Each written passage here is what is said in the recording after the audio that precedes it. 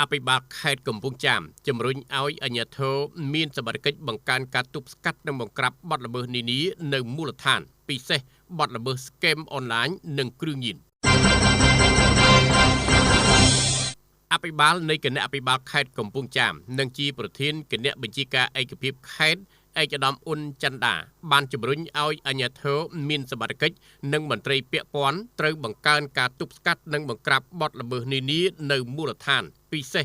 បទល្មើសស្កេមអនឡាញនិងការជួញដូរចែកចាយប្រាស់ប្រាស់គ្រឿងញៀនខុសច្បាប់ថ្លែងបែបនេះគណៈឯកឧត្តមអភិបាលខេត្តអញ្ជើញចូលរួមជាគណៈអធិបតីក្នុងកិច្ចប្រជុំត្រួតពិនិត្យលទ្ធផលការងារប្រចាំឆ្នាំ2025ទិសដៅសម្រាប់អនុវត្តឆ្នាំ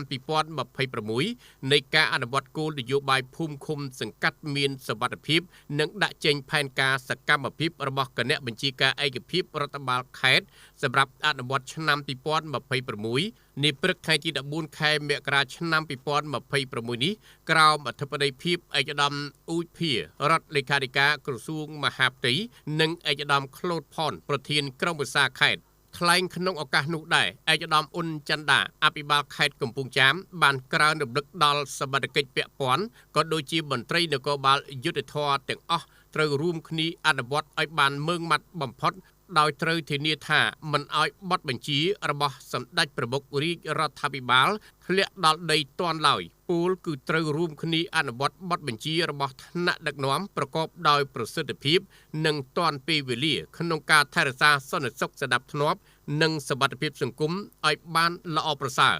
ឯកឧត្តមអភិបាលខេត្តបានក្រើនរំលឹកដល់មន្ត្រីពាក់ព័ន្ធត្រូវចុះត្រួតពិនិត្យនិងធ្វើការអប់រំណែនាំចំពោះការសាងសង់សំណង់រឹងគ្រប់ប្រភេទដើម្បីដាក់ចេញនូវយន្តការទប់ស្កាត់ចំពោះការសាងសង់សំណង់អនាធិបតេយ្យជាពិសេសការសាងសង់សំណង់ប៉ះពាល់លើដីកម្មសិទ្ធិរបស់រដ្ឋឬដីចំណីព្រែកបឹងបួររួមទាំងការសុំអនុញ្ញាតច្បាប់ចាក់ដីនិងការស្នើសុំបំពេញបន្ថែមដើម្បីធ្វើបានកាន់កាប់ដីធ្លីជាដើមជាមួយគ្នានោះឯកឧត្តមអ៊ុនច័ន្ទដាក៏បានណែនាំដល់មន្ត្រីពាក់ព័ន្ធទាំងអស់ពិសេសការិយាល័យឬអង្គភាពច្រកចេញចូលតែមួយត្រូវបន្តពង្រឹងគុណភាពក្នុងការផ្តល់សេវាសាធារណៈនៅគ្រប់កម្រិតជូនដល់ប្រជាពលរដ្ឋប្រកបដោយប្រសិទ្ធភាពតម្លាភាពរហ័សគណនេយ្យភាពនិងឆ្លើយតបឲ្យបានទាន់ពេលវេលានិងការជឿទុកចិត្តស្របតាមគោលនយោបាយរបស់រាជរដ្ឋាភិបាលកម្ពុជាផងដែរ